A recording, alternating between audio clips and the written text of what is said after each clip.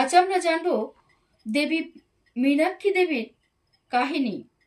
দেবী মীনাক্ষী হলেন মাতা পার্বতীর একটি বিশেষ অবতার, যিনি দক্ষিণ ভারতের মাদুরের শাসক পাণ্ড্যর রাজা মলয়ধ্বজ এবং কাঞ্চনমালার কন্যার রূপে জন্মগ্রহণ করেছিলেন।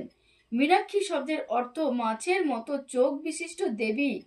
মীন মাছ, অক্ষী চোখ, এবং তিনি সুন্দরেশ্বর রূপী শিবকে বিবাহ করেন। সন্তানহীন পাণ্ড্যর রাজা মলয়ধ্বজ এবং রানী কাঞ্চনমালার একটি যজ্ঞ করেছিলেন। যজ্ঞের আগুন থেকে 3 বছরের এক কন্যা শিশুর জন্ম হয়, যার 3টি স্তন ছিল।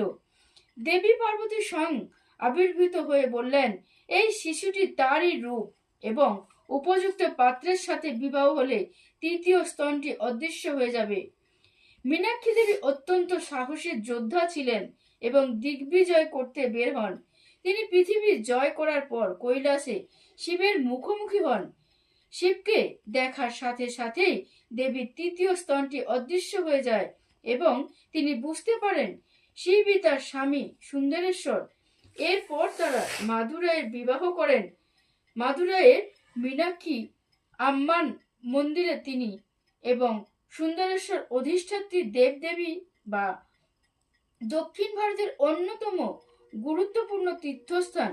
তিনি আদ্যাশক্তি পার্বতীর অবতার এবং জ্ঞান ও শক্তির প্রতীক হিসেবে পূজিত হন। জয় মা দুর্গা।